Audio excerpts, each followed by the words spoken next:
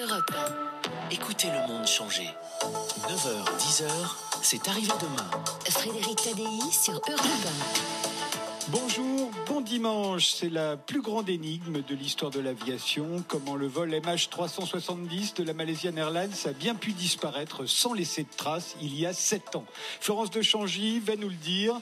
Elle publie un livre enquête de 500 pages sur le sujet. Elle est en direct avec nous ce matin depuis Hong Kong. Et je recevrai ensuite Lucille Pétavin pour le coût de la virilité. Elle a calculé ce que la France économiserait si les hommes se comportaient comme les femmes. Une idée particulièrement originale, d'autant plus que demain, c'est le 8 mars, la journée internationale des femmes. Bonjour Florence de Changy. Bonjour Frédéric, bonjour à tout le monde. Vous êtes grand reporter, correspondante du quotidien Le Monde en Asie depuis de nombreuses années. Vous êtes à Hong Kong, vous êtes basé à Hong Kong, d'où vous nous parlez, et vous sortez aux éditions Les Arelles. Vol MH370, la disparition, 500 pages d'enquête et de révélations sur la plus grande énigme de l'histoire de l'aviation. Un livre absolument passionnant qui se dévore comme un roman policier, sauf qu'il s'agit d'une enquête journalistique, sans doute la meilleure depuis celle de Woodward et Bernstein sur le cambriolage du Watergate. Je vous avais reçu sur Europe 1 en 2016 pour le premier livre sur le sujet que vous aviez écrit. Le vol MH370 n'a pas disparu. C'était le titre. Le nouveau s'intitule Absolument. Vol MH370, la disparition. Alors il a disparu ou il n'a pas disparu? Oui, non, c'est vrai qu'il y a une petite ironie en prétendant. En fait, vous vous souvenez peut-être qu'il y a 5 ans, quand on avait choisi le titre, le vol MH370 n'a pas disparu, c'était pour souligner l'ineptie de ce concept où on voudrait faire croire à l'opinion publique du monde entier qu'un B777, qui est un des plus gros avions de la flotte civile, a pu disparaître, en particulier dans une des zones les plus surveillées de la planète, tant par les États-Unis que par la Chine. Donc quand je disais le vol MH370 n'a pas disparu, c'était une façon de dire c'est une insulte à l'intelligence humaine, ce qui s'est passé c'est autre chose, etc. Maintenant, c'est vrai que 5 ans plus tard, on appelle ça la disparition, et oui, c'est un petit peu ironique. C'est aussi pour être en phase, je pense, avec le livre qui est sorti en anglais, qui s'appelle The Disappearing Act. Et à vrai dire, en anglais, ça explique un petit peu mieux, parce que The Disappearing Act, ça veut vraiment dire le coup de magie, en fait, de la disparition. En français, c'est pas aussi clair. Mais enfin, bon, peu importe, il fallait un nouveau titre. Alors, sur cette affirmation de l'acte en lui-même de disparition, je vais être clair. Oui, je suis d'accord avec Florence de Changy. C'est un acte de disparition, c'est un acte volontaire. Là-dessus, je suis tout à fait d'accord. En effet, je considère qu'une personne aux commandes, la personne du moins aux commandes qui a détourné cet avion, puisque c'est clairement ce que je pense, a tout fait pour faire que cette disparition soit la plus efficace possible.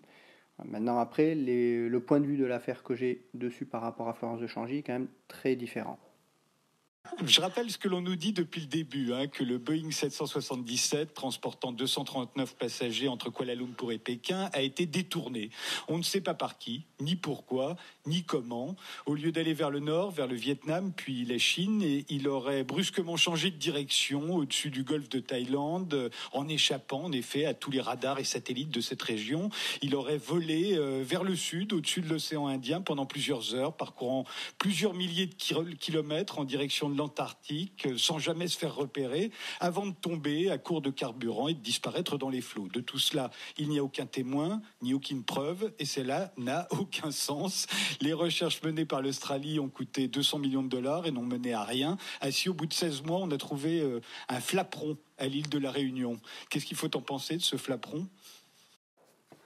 Ce que dit ici le journaliste concernant le fait que l'avion aurait échappé au radar de la région, c'est pas cohérent, c'est pas correct. L'avion, oui, il a disparu des écrans radars secondaires parce que le transpondeur était coupé. Dès l'instant où vous n'avez plus de transpondeur, vous ne pouvez plus être visualisé sur des écrans radars de type radar secondaire. Par contre, ce qui dit que l'avion a échappé à la détection des radars de la région, ça n'est pas vrai. On a un tracé radar des radars civils qui était dans le rapport factuel, le tout premier rapport qui a été publié 1 an après la disparition de l'avion, on a ces tracés radars. Il y a des incohérences dessus, certes, mais on a une trace radar. Et on a également un tracé radar sur le radar militaire de la force aérienne malaisienne. Donc, dire que l'avion a échappé à la détection des radars dans la zone, ça n'est pas exact, clairement. Maintenant qu'à certains endroits, d'autres radars auraient dû être en mesure de détecter l'avion, oui. En effet, j'avais déjà parlé de cette partie-là. Au niveau des radars thaïlandais et des radars indonésiens, lorsque l'avion est dans le nord-ouest du détroit de Malacca, oui, il y a des radars qui auraient dû le voir. Maintenant, est-ce que ces radars étaient actifs cette nuit-là? On n'a aucune confirmation. Mais faut nuancer ce que peut dire ici le journaliste. Quand on l'a découvert, effectivement, au bout de 16 mois, on s'est dit, ça y est, c'est le début de la résolution de l'énigme. En fait, il y a beaucoup de problèmes avec ce flaperon. Le tout premier, c'est que déjà, comment est-il arrivé là, en se rappelant qu'il n'y avait aucun débris, ni en surface, ni au fond de la mer, à l'endroit où l'avion était censé s'être crashé. Et c'est très, très, très étonnant, 15 mois plus tard, à 4000 km de là, de découvrir cette pièce. Alors, autre problème, c'est que quand on la regarde de près, elle n'a pas sa plaque d'immatriculation. Or, c'est une plaque qui est soit mastiquée, soit rivetée. Et la seule instance où les pièces détachées d'avions perdent leur plaque d'immatriculation, c'est quand les avions sont démantelés. Dans ces cas-là, c'est obligatoire. Donc ça, c'est un premier signal d'alarme énorme. Dès qu'on a vu que ce flaperon n'avait pas sa plaque d'immatriculation, il aurait fallu expliquer comment se fait-il. Après, il y a beaucoup d'autres problèmes avec ce flaperon. J'ai eu accès à une partie du dossier. Je peux vous citer un exemple qui est flagrant. C'est que quand certains spécialistes ont fait flotter le flaperon dans des piscines, etc., pour regarder comment il flottait, ils se sont rendus compte que sa ligne de flottaison n'était pas conforme à la manière dont les bernacles s'étaient agrippés sur ce flaperon. Donc il a plein de problèmes, ce flaperon, et la France le traite comme un dossier secret défense. Il y a une totale opacité, et ça me semble très étrange. Alors, je vais réagir à la plupart des points qui sont évoqués là par Florence de Changy. Tout d'abord, que l'on considère que le flaperon puisse être une résolution possible de l'énigme, je pense qu'il ne fallait pas en attendre autant pour seulement une pièce d'un avion. C'est pas une pièce, surtout une pièce de gouverne d'avion, qui va nous permettre de résoudre clairement l'énigme. Même si elle peut apporter des éléments intéressants, ça je suis d'accord. Concernant le fait qu'aucun débris n'ait été découvert à l'endroit où les recherches se sont produites, ça n'a rien de surprenant. La zone était extrêmement imprécise. On est sur une zone qui est au beau milieu de l'océan Indien, avec une position finale de l'avion qu'on a essayé d'affiner par rapport à des données satellites qui étaient très imprécises. Donc forcément, la zone que l'on trouve de recherche prioritaire au début des recherches, elle est très très imprécise. Donc ça fait plusieurs milliers, voire centaines de milliers de kilomètres carrés, voire même plus, on est plutôt même sur des millions de kilomètres carrés. Donc ce n'est pas surprenant qu'on n'ait rien trouvé au niveau des recherches aériennes. Je rappelle également, j'avais déjà parlé, c'est que cette zone-là est une zone de création de cyclones. Donc on a une météo qui est quand même très très changeante, et les recherches aériennes ont notamment été très très impactées par cet aspect météo. Quand on cherche des débris également, ce qu'il faut bien comprendre en mer, ce n'est pas sur le lieu de la disparition ou le lieu du crash supposé de l'avion qu'il faut chercher les débris. Surtout là, les recherches ont commencé à peu près une semaine, voire même plus, après le crash de l'avion. En termes de dérives, on est au minimum sur des dérives de plus de 100, voire plus de 200 km du lieu du crash initial. Donc c'est pas à l'endroit du crash de l'avion qu'il faut chercher, il faut chercher à 200 km au-delà de ce point-là. Le problème, c'est qu'on ne connaît pas ce point de départ. Donc forcément, ça rend les choses très compliquées. Que le flaperon est dérivé pendant 4000 km pendant 15 mois de dérive, contrairement à ce que pense la journaliste, ça n'est pas si étonnant que ça, clairement. La plaque qui est manquante, oui, ça pose question. Mais peut-être qu'on peut l'expliquer différemment. J'ai mis juste là quelques hypothèses. Est-ce que peut-être au niveau de la maintenance, on a changé cette pièce-là sur ce Boeing, mais qu'on n'a pas mis une nouvelle plaque d'identification? Ou est-ce qu'il y a un marché noir concernant les pièces d'avions de ce type en Malaisie? Clairement, je ne peux pas répondre. Oui, ça pose question. Maintenant, faire tout un foin là-dessus, je ne pense pas que ce soit une des raisons pour mettre en doute la validité du flaperon sur le MH370. La flottaison, notamment concernant les coquillages, ce qu'on appelle les barnacles, oui, ça en parle justement dans les rapports qui sont très détaillés. Maintenant, je ne pense pas que ça y fasse mention de manière aussi claire. Ça n'est pas parce que la flottaison de cette pièce n'est pas compatible avec la création de ces coquillages que l'on peut mettre en doute le fait que ces coquillages se soient déposés de cette manière-là. Je pense que le flaperon, il a très bien pu changer de point de flottaison en fonction de l'état de la mer. Il a très bien pu passer des mers agitées et changer justement de face. Donc là-dessus, je ne suis pas un expert des coquillages, mais ce n'est pas quelque chose que je retiens de suffisamment probant. Le secret défense, concernant l'enquête française, personnellement, ça ne me choque pas. Ça ne me choque pas pour deux raisons. Tout d'abord, c'est la Délégation générale pour l'armement qui a été chargée par la justice française, donc qui est indépendante, de faire l'analyse de ce flaperon. On a justement des rapports qui ont été publiés en annexe du rapport final malaisien. Ces rapports n'ont pas été publiés par la France. Ils ont été transmis par la France aux enquêteurs malaisiens parce que c'est la Malaisie en fait qui est responsable de l'enquête de sécurité et qui autorise la divulgation de ces documents-là. Je précise également que dans un des documents, notamment de la DGA, il est clairement noté confidentiel. Pourquoi confidentiel? Déjà parce qu'on est sur un organisme qui appartient au ministère de la Défense, donc ce n'est pas surprenant qu'on parle de secret défense, mais c'est également une pièce qui est utilisée par la justice française. Or, ces rapports-là, et ce n'est pas que le cas de la DGA, mais c'est le cas pour tous les rapports d'enquête lors d'une procédure judiciaire, ces documents sont confidentiels. Donc clairement, il n'y a pas d'opacité au sens où la journaliste le laisse penser. Ça ne me surprend pas que ces documents-là n'aient pas été divulgués par les autorités françaises. Oui, ça aurait été bien qu'ils soient divulgués, je suis d'accord. Ça n'a pas été le cas, mais ils ont quand même été divulgués dans le rapport final malaisien. Alors, on voit bien dans votre livre que rien ne tient dans la version officielle. Et j'ai comparé au début de cette émission votre enquête à celle des journalistes du Washington Post sur le cambriolage du Watergate. Mais Woodward et Bernstein disposaient d'un informateur de taille en la personne du numéro 2 du FBI, le fameux Gorge Profonde. Vous avez dû vous débrouiller toute seule. C'est ce qui rend votre livre extraordinaire. On voit ce que c'est qu'une longue investigation journalistique au plus haut niveau, un véritable travail de fourmi fait de vérification, de déduction. Vous n'avez jamais été tenté de renoncer? Oui et non. Et puis, c'est vrai aussi que je fais mon travail de tous les jours de correspondante du Monde et de Radio France et RFI ici. Donc, il y a eu des moments plus ou moins intenses. Mais ce que je trouve intéressant finalement dans ce travail d'enquête, comme vous dites, si on compare à certains scoops mondiaux connus, dont le Watergate, ils avaient effectivement cette fameuse gorge profonde.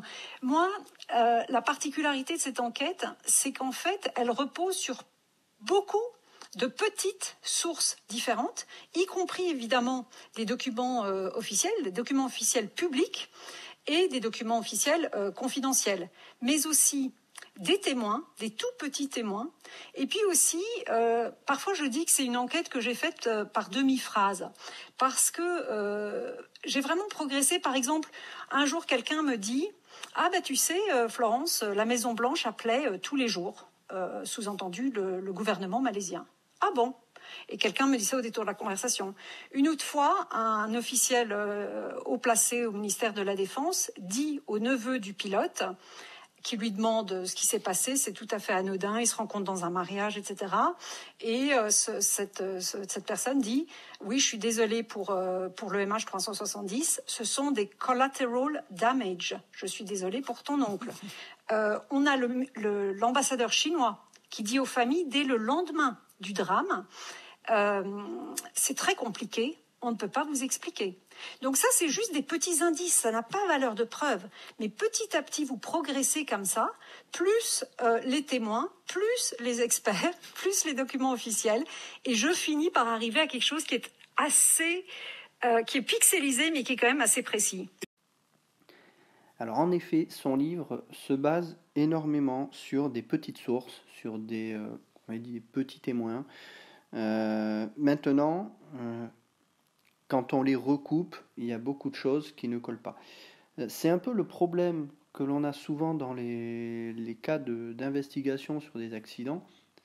Vous pouvez avoir des témoignages, sauf que les témoignages ils ne sont pas toujours viables. Pourquoi ? Vous allez interroger, 3 personnes qui ont vu exactement la même scène, au même moment, au même endroit, et pourtant vous allez certainement avoir 3 versions différentes. Chaque témoin aura vu quelque chose de différent. Donc, c'est un des éléments qui fait que souvent dans les enquêtes d'accidents, et pas seulement, je pense aussi dans les enquêtes policières, les témoignages sont parfois difficiles à confirmer, et il faut qu'il y ait d'autres témoignages qui les confirment. Or là, il y a beaucoup dans son livre de témoignages qui sont isolés et que l'on n'arrive pas à corroborer avec d'autres éléments, contrairement à ce qu'elle peut dire. Le fait qu'elle travaille avec des docs officiels, je suis d'accord aussi, forcément dans une enquête comme ça, on est bien obligé d'aller regarder les docs officiels, c'est aussi ce que j'ai dû faire. Sauf que j'ai mis en lumière déjà précédemment dans une autre vidéo que une phrase notamment d'un rapport officiel avait été déformée par la journaliste dans son livre. Quand on va regarder cette phrase-là dans le rapport officiel, il s'avère qu'elle ne dit pas du tout la même chose que ce que dit la journaliste dans son livre. Donc il faut aussi faire attention à ça. Le fait que la Maison-Blanche ait été régulièrement en contact avec la Malaisie, là-dessus, j'ai pas d'éléments pour confirmer, je n'en sais strictement rien. Concernant l'officier haut placé du ministère de la Défense qui fait une déclaration au neveu du pilote que c'était un dommage collatéral, très franchement, je ne sais absolument pas d'où ça sort cette information-là. Clairement, j'en ai jamais entendu parler. L'ambassadeur chinois qui dit aux familles des victimes dès le premier jour que c'est compliqué. J'ai un doute sur le fait que ça a été dit dès le premier jour. Je pense que ça a été dit plutôt dans les jours suivants, notamment à cause des données satellites qui, oui, il ne faut pas se le cacher, c'est compliqué à expliquer. C'est d'ailleurs tellement compliqué que y a beaucoup de gens qui considèrent que ces données-là ont été trafiquées. Non, ce n'est pas du tout mon point de vue et j'explique justement, que ce soit dans mon ouvrage mais également dans d'autres vidéos, pourquoi c'est si compliqué d'arriver à avoir des informations précises. Et c'est d'ailleurs pour ça que la zone de recherche est très imprécise. Maintenant qu'elle en arrive à un scénario qui est précis, très franchement, l'appréciation que j'en ai de son scénario, il est très fouillis. C'est pas clair du tout. C'est un assemblage de nombreux témoignages qui, on le verra tout à l'heure, j'en parlerai par rapport à une réaction de ce qui va être dite sur le scénario. Il y a énormément de témoignages qu'elle prend en considération, sauf que quand on les compare à son scénario, ça ne colle pas du tout. Donc ça, on le verra un petit peu plus loin dans la vidéo. Et assez probant, comme on va le voir, on se retrouve juste après une pause. Europe 1, C'est arrivé demain. Frédéric Tadei.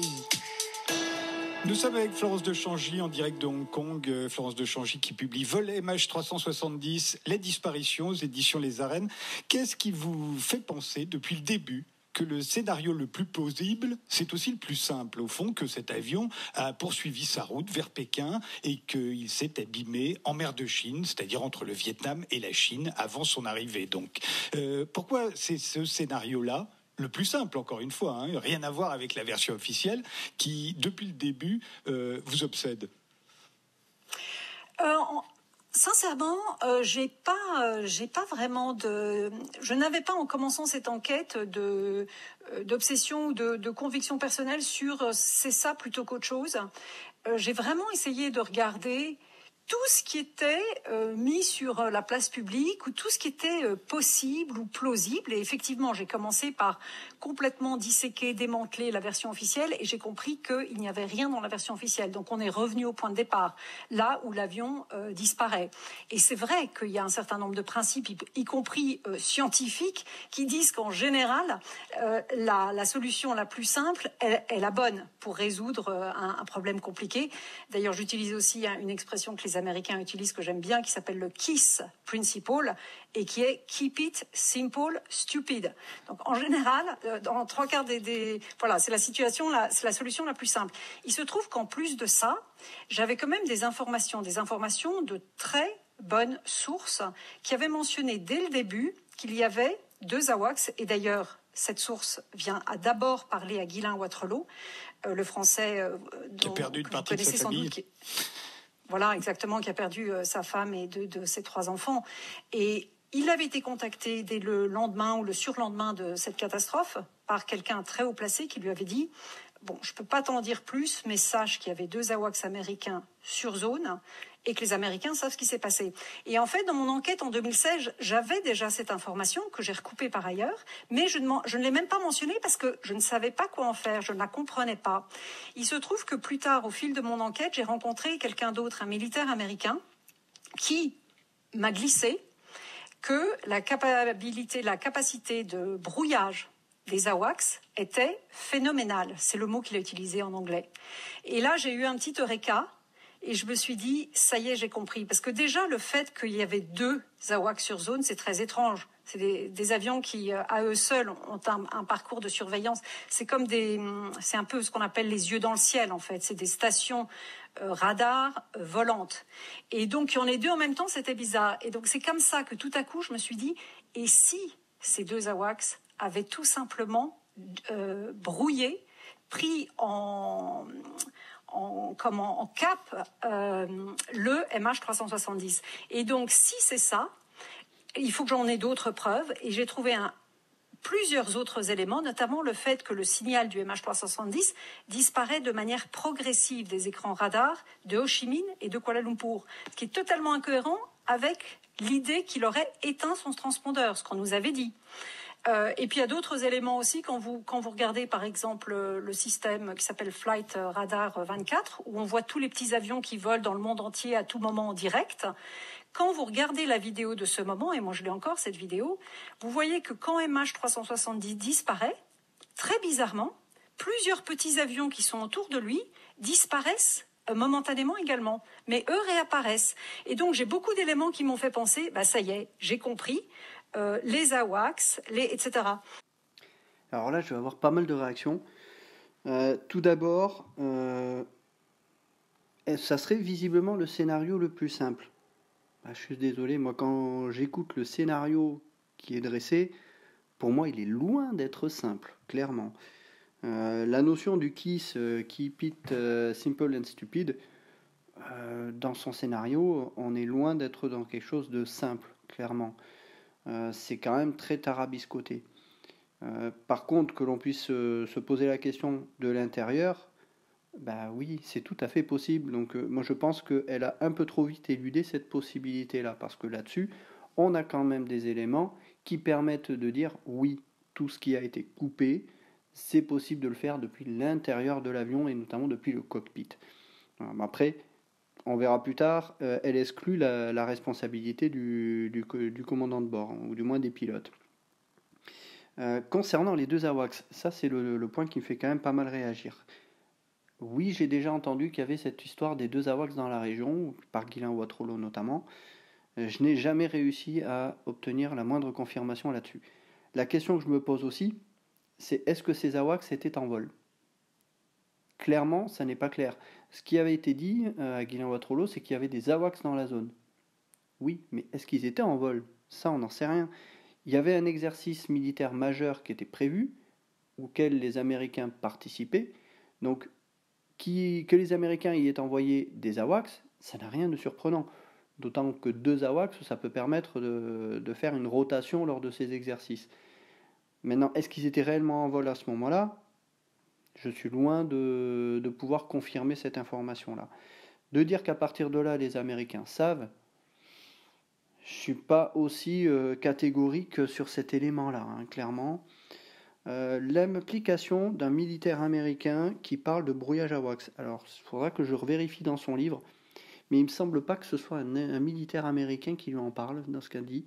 Il me semble que c'est plutôt quelqu'un qui travaille en ambassade. Alors, est-ce que c'est un militaire qui travaille en ambassade? Ça n'est pas clair. Bref, elle dit que cette source est fiable. Elle protège cette source, ce qui est compréhensible aussi. Mais que les AWACS se sont équipés de brouillage de capacité de brouillage phénoménale.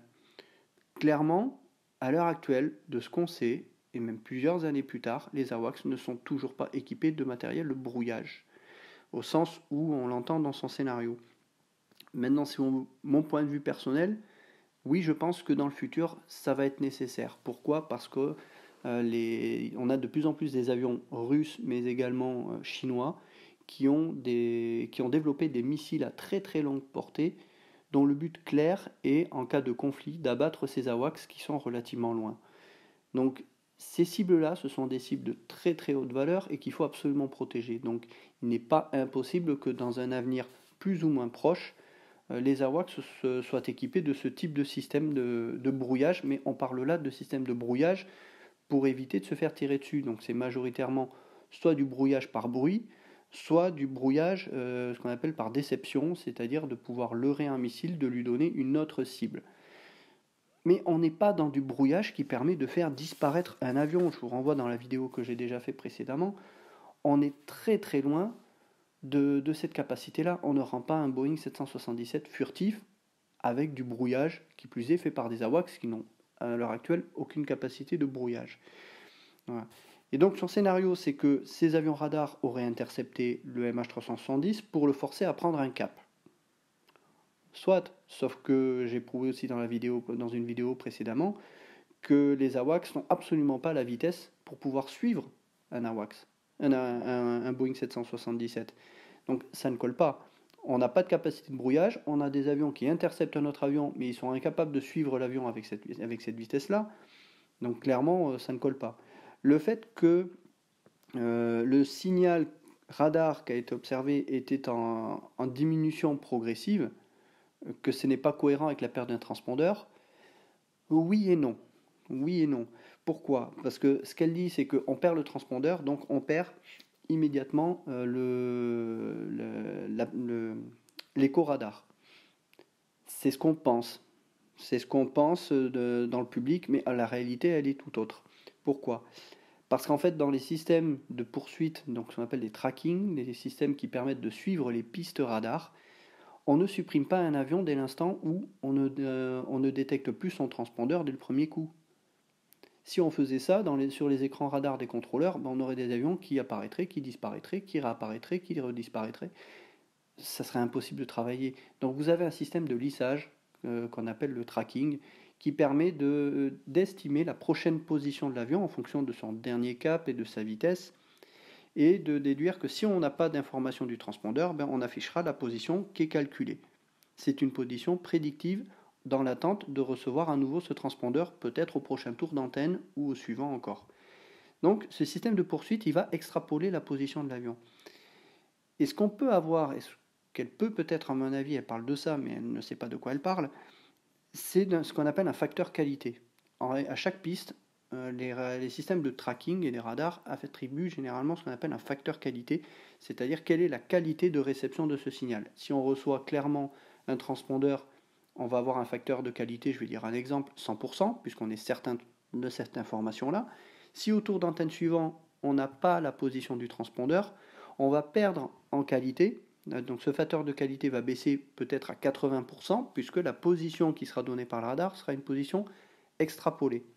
Au tour suivant, si on n'a toujours pas d'information du transpondeur, on peut imaginer que ce facteur de qualité passe à 60%, etc. Et que dès que ce facteur qualité passe en dessous d'un seuil, je vais dire un exemple de 20%, eh bien le système va considérer que cette piste n'est plus valable. Ça fait trop longtemps qu'on n'a pas d'information de transpondeur ou de radar primaire aussi.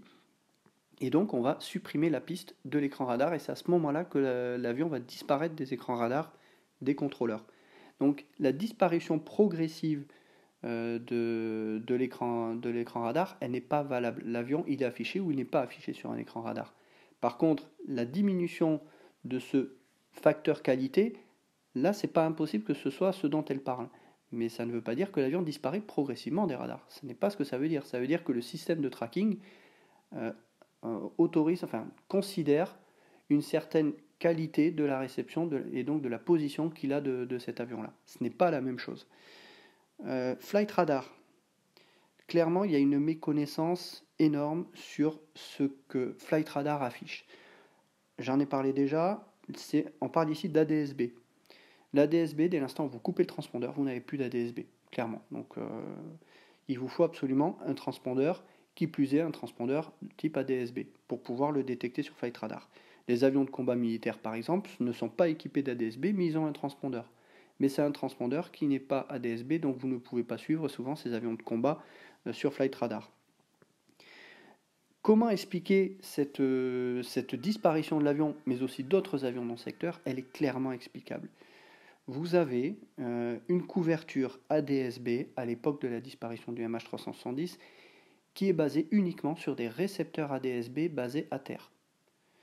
Quand vous êtes au-dessus d'une mer ou d'un océan et que vous êtes trop loin de la Terre et donc d'un des récepteurs, eh bien l'ADS-B de l'avion n'est plus reçu par aucun des récepteurs ADS-B et donc forcément l'avion, et tous les avions qui sont dans ce cas-là, vont disparaître de cette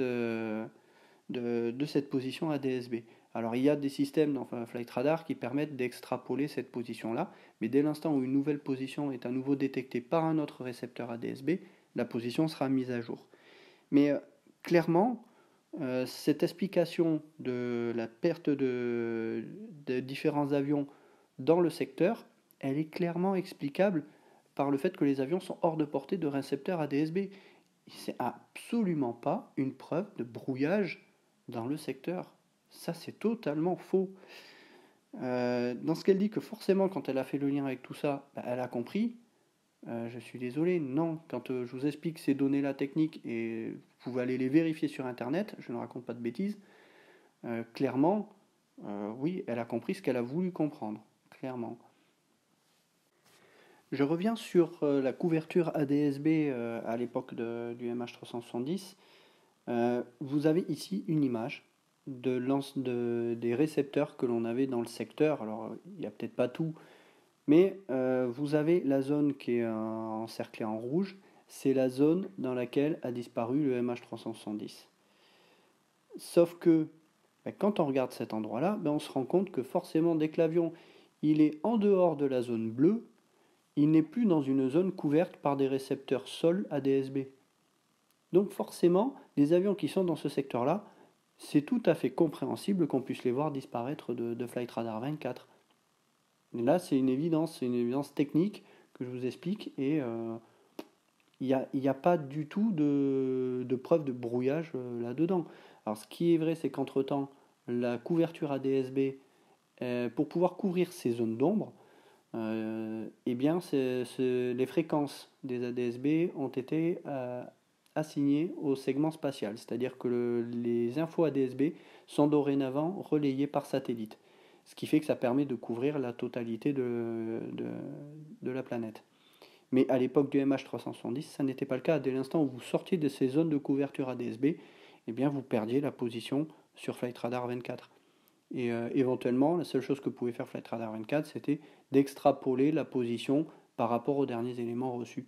Mais c'est tout. Il n'y a absolument aucune preuve de brouillage par rapport à ça. C'est tout à fait explicable. Et puis alors ensuite, il y a d'autres éléments. On s'arrête un instant, parce que ça, c'est la grande découverte. Oui. C'est le nœud gordien, on pourrait dire. On se souvient qu'on n'a jamais réussi à résoudre comment cet avion avait pu disparaître totalement. Alors on nous a raconté que le pilote avait éteint le transpondeur, mais c'est totalement impossible. Alors là, je vais réagir vraiment vigoureusement, parce que ça me choque d'entendre ça dans des médias. Non. Que les pilotes aient coupé le transpondeur, que de dire que c'est impossible, c'est totalement faux. Clairement. On peut couper le transpondeur depuis le cockpit. Tout à fait. C'est absolument possible. Et par contre, qu'une défaillance technique puisse être à l'origine d'une coupure du transpondeur, là c'est quand même, je suis d'accord, peu probable. Mais que les pilotes aient pu couper le transpondeur, de dire que c'est impossible, moi ça me fait sortir de mes gonds quand j'entends des médias dire ce genre de choses, comme si c'était une vérité dans le public, et que le public forcément va croire ça. C'est faux. Faux. Donc il faut un petit peu savoir de quoi on parle. Alors j'en veux pas aux journalistes de ne pas connaître tout ça, on ne peut pas leur demander de connaître l'aéronautique comme des gens qui travaillent comme moi. Je peux comprendre. Mais de véhiculer ce genre de fausses informations, ça c'est grave. C'est grave parce que ça donne au public une version biaisée de l'affaire. Oui, il est possible que le transpondeur ait été coupé depuis le cockpit. Selon moi, c'est même hautement probable. En fait, vous avez résolu le problème avec 2 AWACS. Il suffit de se mettre en sandwich au-dessus de l'avion, un au-dessus et un à côté, et tout à coup l'avion devient invisible, puisque ce sont les AWACS qui font écran, pour ainsi dire, oui. Et eux-mêmes ne sont pas visibles non plus. Et c'est ce qui expliquerait effectivement, comme vous l'avez dit, que le signal du transpondeur ait mis 30 secondes à s'effacer, parce qu'il a fallu que les AWACS se positionnent l'un à côté et l'autre au-dessus. Au fond, ça explique la disparition, ce qu'on n'avait jamais réussi à expliquer. Alors la technique du sandwich évoquée pour pouvoir rendre le Boeing 777 invisible, là aussi j'en ai déjà parlé dans la vidéo précédente, c'est impossible techniquement, clairement. Que les AWACS aient fait écran pour rendre cet avion invisible, ça ne tient pas, clairement. Autre chose qui ne tient pas dans ce que vient de dire le journaliste, c'est que les AWACS étaient eux-mêmes invisibles en fait pour les autres radars. Vous avez vu la forme d'un AWACS ? C'est une forme qui n'est absolument pas furtive.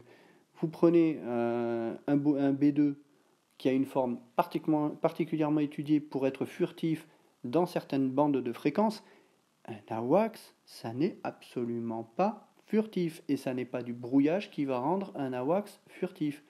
Et en aucun cas, avec du brouillage, on va rendre un Boeing 777 furtif. Là aussi, c'est une aberration de dire ça.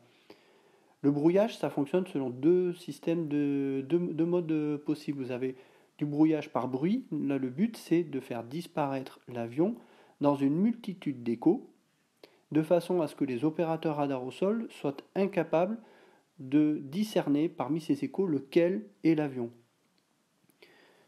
Mais également, vous avez du brouillage par déception, dont le but est de fournir des faux échos à des missiles de façon à les détourner de leur cible initiale. Mais en aucun cas, on aura fait du brouillage pour rendre un avion invisible. Un brouillage, c'est tout sauf invisible. Je peux vous garantir que du brouillage sur un écran radar, ça se voit, mais énormément. Vous avez un écran qui peut être rempli d'échos de partout. Tout dépend en fait de la bande de fréquence qui est brouillée. Donc brouiller un transpondeur, très franchement, j'ai de gros doutes. Brouiller un écran radar primaire, là franchement, je peux vous garantir que ça ne serait absolument pas passé inaperçu. La technique qui est donnée ici, elle est techniquement impossible. Oui, c'est un peu mon hypothèse. Alors, il y a un autre élément qui est cohérent avec ça, c'est qu'à 2h25, le SATCOM se réallume. Ça, c'est dans tous les rapports officiels et personne, et d'ailleurs dans la version officielle, on a fait l'impasse totale de cet élément qui est quand même reconnu. Et donc, en fait, à 2h25, pourquoi est-ce que tout à coup l'avion pourrait communiquer à nouveau ? C'est extraordinaire. Ça veut dire que les AWACS se sont dégagés en quelque sorte, que le cap de brouillage n'existe plus. Et donc là, j'ai regardé sur la carte à vitesse constante, parce qu'un B777 à croisière d'altitude, il a une vitesse presque établie. Où est-ce qu'il est ? Et il se trouve que l'avion, à ce moment-là, il arrive très proche de l'espace aérien chinois. Et donc ça semble assez cohérent d'imaginer que si effectivement cet avion était pris en sandwich par 2 AWACS américains, les 2 AWACS américains, il est hors de question qui pénètrent l'espace aérien chinois. Concernant cette reconnexion du SATCOM à 2h25, en fait, il n'y a pas énormément d'explications officielles dessus, si ce n'est de l'expliquer par un rétablissement électrique de l'alimentation électrique de l'avion qui réalimente à nouveau le SATCOM. Sachant que la perte du SATCOM n'a pas été on va dire, validée manuellement par l'équipage, puisque sinon on aurait eu un message de déconnexion qui aurait été enregistré sur le réseau. Donc la perte initiale du SATCOM, lors de la disparition de l'avion, elle est attribuable à une perte de l'alimentation électrique de l'avion. Voilà. Sachant que le brouillage également dont elle parle, c'est quand même assez surprenant que le SATCOM puisse être également concerné par ça. Pourquoi ? Parce que le brouillage, il va se concentrer, si on part du principe que son scénario est valable, sur les radars qui détectent l'avion. Or, le SATCOM, lui, il émet par le dessus de l'avion, en direction du satellite et donc de l'espace.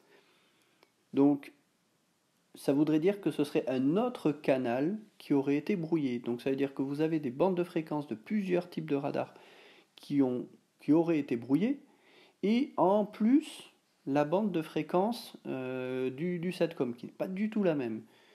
Donc, là aussi, il y a quelque chose qui me paraît incohérent dans ce scénario-là. Après, il dit que ce qui est extraordinaire, c'est justement cette reconnexion, parce que ça sous-entendrait que les AWACS se sont partis et qu'ils ont dégagé, parce qu'ils approcheraient de l'espace aérien chinois. Sauf que j'ai déjà parlé dans la vidéo précédente que la vitesse des AWACS ne permettait absolument pas de suivre le 777 pendant longtemps. Sur à peu près 1 heure de vol, sans faire de calcul bien plus poussé, on peut estimer que les AWACS se seraient retrouvés à peu près plus de 100 km derrière le MH370. Ils n'auraient jamais pu le suivre bien longtemps. Se retrouver à plus de 100 km, ça voudrait dire que la capacité de brouillage, elle serait moindre. Mais surtout, les avions, déjà dès le départ, n'auraient jamais pu le suivre jusqu'à la frontière chinoise. Autre chose qui est incohérente, et ça, elle considère que ce n'est pas valable forcément, mais la première connexion que l'on a sur ce SATCOM, donc ce qu'on appelle le premier arc, donc à 2h25, on a un cercle qui correspond au BTO, c'est-à-dire la distance par rapport au satellite, et ce cercle, on sait que l'avion, il est à l'ouest de la Malaisie, et non pas du tout au nord du Vietnam. Donc, oui, il faut considérer que ces informations-là sont viables, ce que je pense, clairement. Elle croit que ces données-là ont été fabriquées, donc forcément, elle n'en tient pas compte. Mais le fait est que la localisation de l'avion à ce moment-là, grâce à ce signal SATCOM, montre l'avion à l'ouest de la Malaisie. Ça, c'est un fait. Voilà. Maintenant, est-ce que ce scénario est assez cohérent comme elle le considère ? Je ne le pense absolument pas. Pour moi, il y a beaucoup trop de coquilles dans ce scénario, comme je viens de vous l'expliquer. Alors évidemment, la question qui se pose, c'est pourquoi ces deux AWACS ont voulu escorter, faire disparaître, intercepter cet avion de ligne qui se rendait à Pékin. Et votre hypothèse, c'est qu'il y a une raison d'État. Il y aurait quelqu'un ou quelque chose dans cet avion qui se rend à Pékin, donc qui menacerait les intérêts des États-Unis. Vous ne savez pas quoi, mais vous avez trouvé de quelle partie du fret il peut s'agir. Il y a une énorme cargaison de 2,5 tonnes qui n'a subi aucun contrôle de sécurité avant d'être embarquée dans le vol MH370 et qui a été acheminé jusqu'à l'aéroport sous escorte armée. Vous ne savez pas ce qu'il y a dedans, mais c'est sûrement ça le problème. En fait, je ne suis même pas sûre que c'est ça le problème. Mais le fait qu'il y ait cette cargaison qui est absolument extraordinaire, parce que non seulement ça n'arrive jamais, c'est vraiment très très grave ce qui s'est passé ce jour-là, qu'on puisse mettre à bord d'un avion civil 2,5 tonnes d'un cargo qui n'a pas été scanné. J'en ai parlé avec quelqu'un qui a été pendant 30 ans le responsable du cargo de la plus grande compagnie aérienne de cargo. Il m'a dit jamais. Une fois, il avait dû transporter des moteurs d'avion, il avait fallu faire venir des chiens, etc. Donc, on ne charge pas à bord d'un avion civil du fret qui n'a pas été scanné. Or là, c'est 2,5 tonnes. Et on nous dit, théoriquement, que c'est des talkie-walkie et des chargeurs de batterie, sauf que l'explication dans le rapport officiel pour laquelle on n'a pas pu mettre ce fret, le faire passer par les machines, c'est qu'il était beaucoup trop volumineux. Alors, je sais pas, mais les talkie-walkie qui ne passent pas par une machine de scan, enfin, ça n'a aucun sens. Et c'est vrai que quand on ajoute à ça, et ça, encore une fois, c'est un détail qui n'est écrit qu'une fois, mais qui est quand même écrit dans le rapport officiel, que ce cargo a été amené de Penang en camion escorté, c'est absolument incroyable. Moi, j'ai habité en Malaisie et j'ai rappelé mes amis qui en Malaisie pour leur dire, bon, ça se faisait pas du tout quand j'y étais dans les années 2000.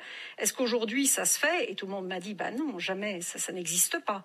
Donc, c'est effectivement très suspect. Alors, ce que dit Florence de Changy ici est tout à fait vrai concernant le chargement Motorola, qui, en effet, n'a pas été contrôlé plus que ça au niveau de son arrivée justement à l'aéroport. Il y a juste une vérification visuelle.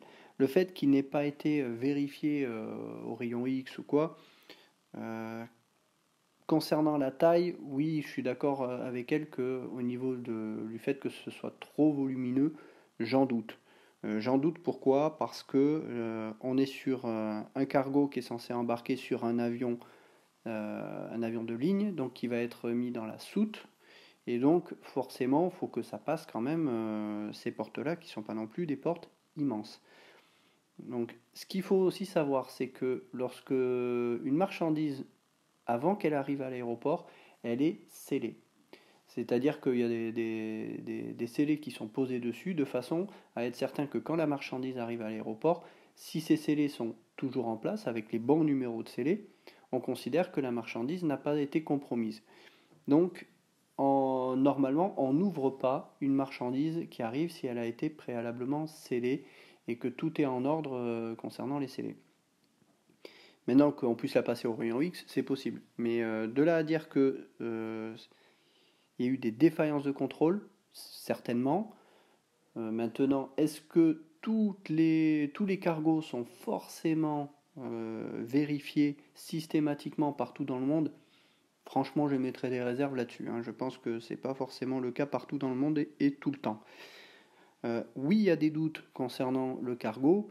Maintenant, de là à penser qu'il y a une cargaison suspecte par rapport au scénario qu'elle donne, là, j'émets beaucoup de réserves. Pourquoi? Parce que le scénario qu'elle donne concernant cette cargaison suspecte qui viendrait soi-disant d'un matériel américain récupéré, ça vient d'un scénario qui a été donné par une équipe d'enquêteurs dont, dans son bouquin, elle émet justement des doutes sur la fiabilité de ces enquêteurs qui trouvent les informations. Mais par contre, elle conserve le scénario de cette cargaison suspecte qui est donnée par ces enquêteurs. Donc je suis un peu dubitatif là-dessus, clairement.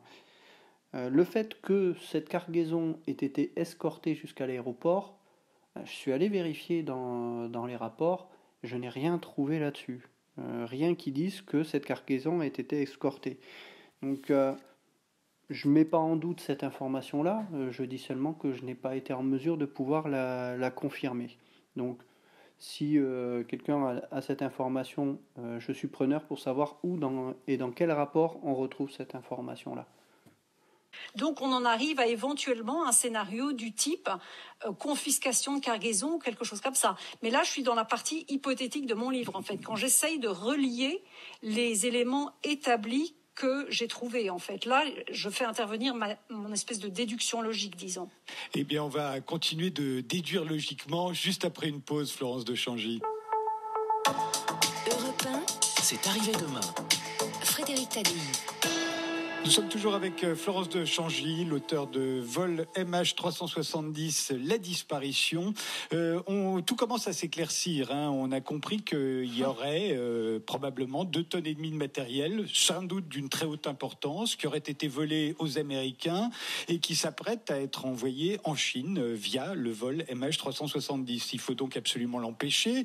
Mais encore une fois, on n'abat pas un avion civil comme ça. On ne fait ça qu'en dernier recours. Même s'il y a raison d'État, le plus simple, c'est quand même de l'intercepter, de le forcer à se poser, de récupérer la cargaison et puis de le laisser repartir en Chine, où ceux qui attendent le produit de ce vol auraient été bien embêtés, mais enfin, ils ne se seraient pas plaints. Oui. Absolument. Moi, c'est pour ça, au début, j'en ai parlé avec des militaires, etc., qui m'ont rappelé, ils m'ont dit, mais Florence, globalement, un plan A, ce n'est jamais de tirer un avion civil. On est bien d'accord. Donc, si cet avion a effectivement été détruit par un ou deux missiles, c'est que c'est la conséquence d'un plan A qui a mal tourné. Et un plan A qui a mal tourné, mais donc là on est dans la partie un peu élucubration sur la base de tous les éléments que j'avais, c'est logiquement un plan où il y aurait eu une tentative de détournement, tentative qui n'aurait pas fonctionné, potentiellement, parce que le pilote, dont j'ai beaucoup étudié la personnalité, aurait pu refuser d'obtempérer. Et en fait, de la même manière, j'ai posé la question à beaucoup de pilotes à qui j'ai dit, si ça vous arrive de tout à coup recevoir un ordre où on vous dit, vous n'allez plus à votre destination, vous allez vous poser ici ou là, qu'est-ce que vous faites? En fait, ce qu'on m'a expliqué, c'est qu'un pilote, il répond à deux autorités, soit au contrôleur du trafic aérien. Donc c'est évident que si tout à coup Ho Chi Minh donne un ordre et qu'il est dans la zone de Ho Chi Minh, il s'exécute, soit à sa compagnie aérienne. Donc si le centre d'opération de Malaysia Airlines lui avait donné l'ordre d'aller ailleurs, il l'aurait fait. Maintenant, dans ce contexte-ci, si on imagine qu'effectivement ces AWACS l'ont cloqué, l'ont pris en cap, en sandwich, et c'est eux qui lui donnent des ordres, il se peut, parce que ce capitaine, ce commandant de bord avait une énorme personnalité, il se peut qu'il dise « non ». Moi, je suis Malaysian Airlines, j'ai 238 personnes à bord, je vais à Pékin et donc je continue. Alors l'interception, ce que dit Florence de Changy par rapport à ce que le pilote doit suivre dans ce genre de cas, je suis d'accord. En effet, un pilote, du moins le commandant de bord, va devoir suivre deux autorités, le contrôle aérien, certes, mais également les consignes de la compagnie qui va recevoir par ces opérations. Sauf que ces informations, la compagnie va les transmettre soit par ACARS, soit par liaison téléphonique SATCOM directement. Donc là, sur ces points-là, je suis d'accord. Là où je m'interroge, c'est sur la prise de contact de ces soi-disant AWACS avec l'avion.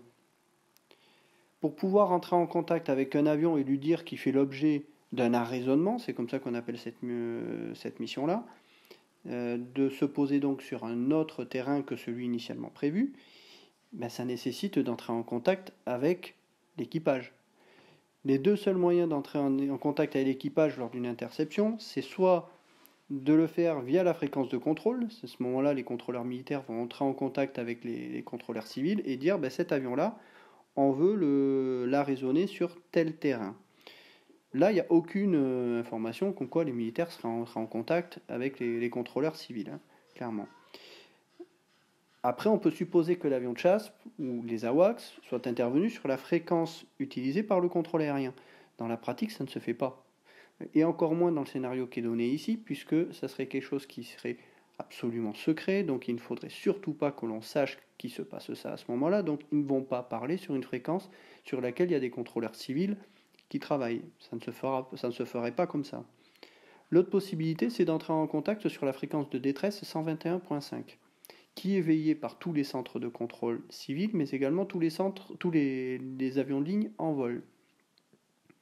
Sauf que, là où je me pose la question, c'est comment ces AWACS, s'y brouillaient tout, parce que visiblement il n'y a plus eu de communication avec l'avion, comment expliquer qu'ils ont réussi à entrer en contact sur une fréquence avec cet avion, la fréquence de contrôle, il n'y a pas eu de brouillage rapporté sur cette fréquence, brouiller la fréquence de détresse, très franchement je ne vois absolument pas des militaires faire ça, ce serait quand même très grave. Donc comment ces ordres auraient été passés au MH370 si tout était brouillé? Il y a quelque chose qui ne colle pas là-dessus, vraiment, clairement. Autre chose, sur la réaction des pilotes qui doivent suivre les autorités, où j'ai dit que j'étais d'accord, mais elle ne dit pas également ce que les pilotes, et notamment le commandant de bord, est censé faire en cas d'interception. Ils sont censés faire deux choses. Déjà, informer le contrôle aérien avec qui ils sont en contact, qui font l'objet d'une interception avec un avion de chasse à côté. Parce que s'ils reçoivent justement un ordre de sortir de la route, il faut bien entendu coordonner ça avec le contrôle aérien. Là, on n'a aucune trace de la moindre action de l'équipage pour indiquer ceci. Et l'autre nécessité, c'est d'entrer en contact avec le chasseur qui vous intercepte sur la fréquence de détresse. Le problème, c'est que si on intervient sur cette fréquence de détresse, tout le monde va l'entendre. Tous les centres de contrôle en route, tous les centres de contrôle aérien veillent cette fréquence, mais également tous les avions en vol. Donc, si l'ordre de se dérouter vers tel terrain aurait été donné sur cette fréquence-là, après être entré en contact avec le chasseur ou les AWACS, clairement, tout le monde l'aurait entendu. Tout le monde. Et les contrôleurs auraient forcément eu vent qu'il se passait ça à ce moment-là, que ce soit des contrôleurs malaisiens comme vietnamiens. Donc, non, pour moi, ça n'est absolument pas cohérent ce que l'on a ici. Puis peut-être qu'il a été malin et qu'il s'est dit, de toute façon, ce scénario ne va pas durer longtemps parce que dès que je vais arriver dans l'espace aérien chinois, ça va changer. Voilà, ça c'est une partie de ma déduction logique. Sauf qu'à partir du moment où il arrive près de la frontière chinoise, ça devient très très dangereux, visiblement, de le laisser partir. Et ce serait là qu'il aurait été abattu. Alors là encore, il y a aussi des incohérences quand même dans ce scénario. Que l'avion ait pu être abattu près de la frontière chinoise, soit, pourquoi pas. Je veux bien un petit peu peut-être accepter cette possibilité-là, que les Américains n'aient pas voulu qu'il pénètre dans l'espace aérien chinois. Mais il y a des choses qui ne collent pas entre le scénario qui est évoqué par Florence de Changy et les témoignages qu'elle considère comme valides dans le secteur. Il y a plusieurs témoignages qu'elle rapporte de personnes qui auraient vu l'avion à basse altitude de nuit. Et là, ça colle pas. Si on a un pilote qui ne veut pas suivre les ordres qu'on lui donne, qui reste donc visiblement à haute altitude en direction de la Chine, pourquoi on aurait une observation d'un avion à basse altitude? Ça ne colle pas. Donc c'est pas cohérent. Également, autre témoignage qu'elle a parlé, qui est assez connu, c'est une personne sur une plateforme pétrolière dans la région qui aurait vu un avion en flammes au loin sur l'horizon. Là aussi, quand on regarde la position de cette plateforme pétrolière, on pourrait se dire, ok, il a peut-être vu l'avion quand il a été abattu. Sauf qu'on n'est pas du tout dans le secteur en approchant de la frontière chinoise. On est beaucoup, beaucoup plus au sud. Donc là aussi, ça ne colle pas. Donc il y a tout un tas de témoignages dans son livre où on a plusieurs témoignages qui sont donnés à plusieurs endroits dans la région. Sauf que c'est pas possible que l'on parle du même avion. Si en plus l'avion il a continué en direction de la Chine, forcément les positions de ces observations et donc de ces témoignages, ils sont absolument pas valides. Il faut se souvenir que dans votre livre, vous racontez qu'un message a été capté par un pilote de Vietnam Airlines à 2h43, disant que la cabine du MH370 était en train de se désintégrer. Ce serait là donc qu'il aurait été abattu. Alors c'est ça, ce message-là, là pour le coup j'en parlais déjà il y a 5 ans, c'est un message qui a été publié le lendemain matin même sur un grand nombre de sites, y compris chinois et taïwanais, qui n'a jamais été relevé par la presse occidentale, mais qui a circulé énormément sur Twitter, y compris, disait-on à l'époque, repris par le compte de John Kerry, qui était secrétaire d'État à l'époque. Et ce message disait que les autorités américaines avaient capté MH370 en train de dire que sa cabine se désintégrait, c'est ce qu'on dit quand on a été tiré par un missile, et demandant un atterrissage d'urgence. Ce qui est extraordinaire dans ce message, je disais toujours, si ce message est exact, on a la fin de l'histoire. Mais comme il n'était prouvé par rien et que tout avait disparu en lien avec ce message, y compris tous les tweets qui le mentionnent, parce que quelqu'un a fait du ménage, est allé voir dans les poubelles de Twitter et les poubelles de l'Internet, il n'y a plus rien là-dessus. Sauf que, il n'y a pas très longtemps, une MHiste extraordinaire, qui est française d'ailleurs, m'a renvoyé des éléments en me disant « Mais au fait, Florence, est-ce que vous étiez au courant que ce pilote de Vietnam Airlines a entendu cet appel de détresse, ce Mayday. Il l'a dit le lendemain à la télévision vietnamienne, donc j'ai les extraits de la télévision vietnamienne où c'est mentionné, également sur un site. Et donc pour moi, je me suis dit, c'est que ça y est, c'est vrai. Alors évidemment, j'ai essayé de contacter ce pilote de Vietnam Airlines par les plus hautes instances de Vietnam Airlines, et je vous cache pas que c'est pas allé très loin malheureusement. Parce que effectivement. Alors, ce témoignage qu'elle évoque, initialement, il faut savoir d'où il vient. Et elle le dit, il vient de Chine. Donc, ce n'est pas forcément évident à vérifier. Que le fait que John Kerry aurait retweeté cette information, personnellement, je n'ai aucune preuve. Maintenant, ce ne serait pas la première fois qu'un politique retweeterait une fake news. Ça s'est déjà vu dans l'actualité. Voilà. Sur le fait que dans ce message-là, le pilote indique que l'avion est en train de se désintégrer, et comme elle dit, c'est ce qu'on dit quand on a été tiré par un missile. Les précédents cas de crash qu'on a eu, où l'avion était difficilement pilotable, les pilotes ont généralement assez peu le temps de lancer un message de détresse. Je vais me dire pourquoi pas, mais difficilement explicable. Et là, bizarrement, la radio, ça passe. Alors auparavant, il n'y a rien qui passait, et là, bizarrement, maintenant, il n'y a plus rien qui passe, parce que visiblement, il n'y a plus de brouillage. Ce qui est assez étonnant. Clairement, c'est prouvé par rien. Ça, je suis d'accord, en effet, oui, c'est prouvé par rien du tout. Le pilote vietnamien qui est interrogé, alors... Dans son livre, elle évoque également que ce pilote vietnamien a également été entendu par la police vietnamienne. Ce qui est étonnant, c'est qu'on n'a aucune trace. Donc, mais c'est pas ça, moi, qui m'interpelle le plus. Ce qui m'interpelle le plus, c'est que ce pilote aurait été le seul à avoir entendu le message de détresse du MH370. Ça m'étonne. Parce que cette fréquence de détresse, je l'ai déjà dit précédemment, elle est veillée par tous les centres de contrôle aérien et tous les avions en vol, du moins les avions de ligne. Et ce serait le seul à avoir entendu ce message de détresse. Moi, c'est cette information-là qui m'interpelle et qui me laisse penser qu'il n'y a peut-être pas forcément de réalité dans les faits de cet élément-là. Après, c'est mon point de vue. Où un vol civil avec 238 passagers à bord aurait été abattu en mer de Chine, près des côtes vietnamiennes. Il y a évidemment beaucoup de gens qui seraient au courant. Il y a la Chine qui est au courant, puisqu'elle attendait l'avion. Il y a le Vietnam aussi. Or, ni l'un ni l'autre ne disent rien. Et il faut en conclure qu'ils ont obtenu de l'Amérique quelque chose en échange de leur silence. Et vous montrez que c'est tout à fait possible.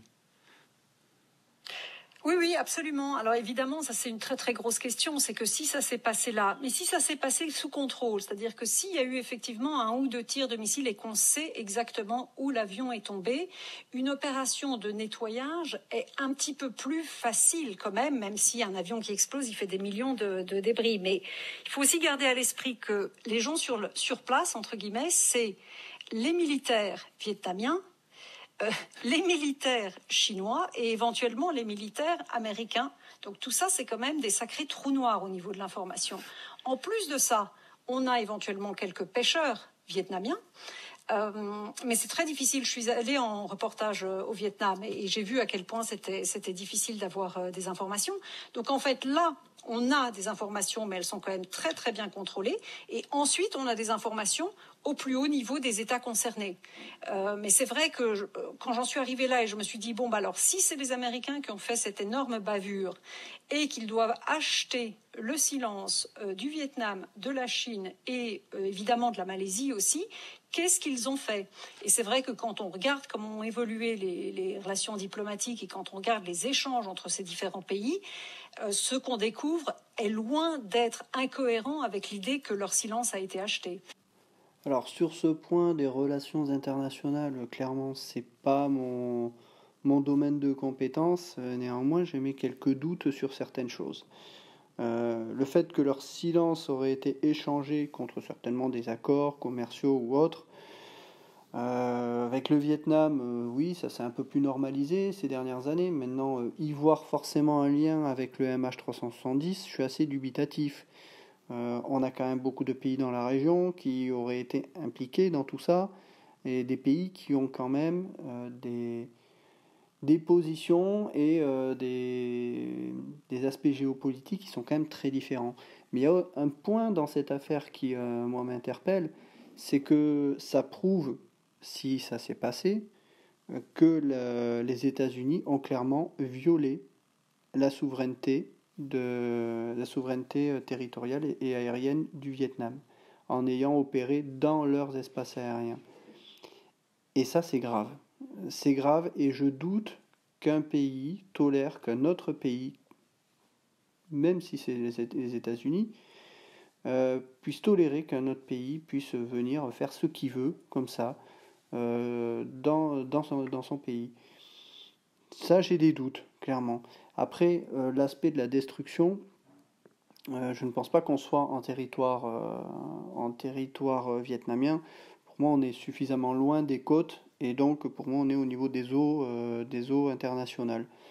Donc là, cette question ne se passe pas. Mais ça voudrait de toute façon dire que l'interception a eu lieu forcément en traversant l'espace aérien vietnamien. Et ça, c'est une violation de souveraineté aérienne. Mais bon, ça reste que mon point de vue.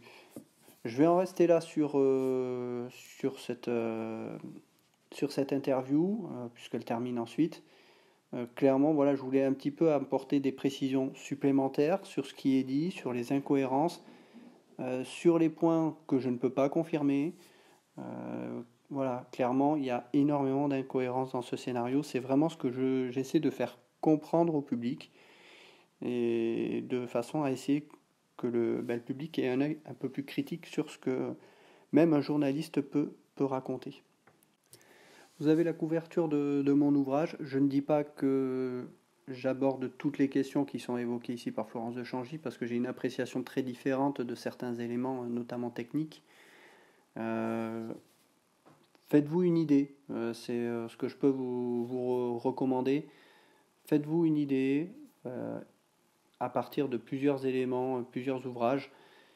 Clairement, moi j'ai essayé de faire un livre le plus objectif possible. Je n'ai pas de scénario bien spécifique. Il y en a quelques-uns que j'évoque pour moi et je reste là-dessus. Je campe certes sur ma position, mais pour moi je suis béton. Ce détournement a été fait de l'intérieur de l'avion, clairement. Et ça, c'est parfaitement explicable, que ce soit les coupures de transpondeurs, les coupures électriques. Il nous manque le mobile. Clairement, le mobile, ça reviendrait à faire des hypothèses et des suppositions, ce que fait énormément Madame de Changy dans son livre en lançant ce scénario-là, qui est bourré d'hypothèses. Moi, je ne vais pas jusque-là. Je ne vais pas jusqu'à lancer pourquoi le commandant de bord aurait détourné l'avion et se serait dirigé au milieu de l'océan Indien. Je ne vais pas juste là, je n'ai pas les éléments et je ne peux pas supputer sur ce genre de mobile. Par contre, c'est de voir les faits, qu'est-ce que l'on a comme dysfonctionnement que l'on observe, qu'est-ce qu'on peut en tirer des données officielles, est-ce qu'on peut les relativiser, parce qu'il y a beaucoup de points que je relativise aussi, sur lesquels je ne suis pas d'accord non plus avec les autorités, et pour autant, je ne dis pas que tout est à jeter dans cette enquête.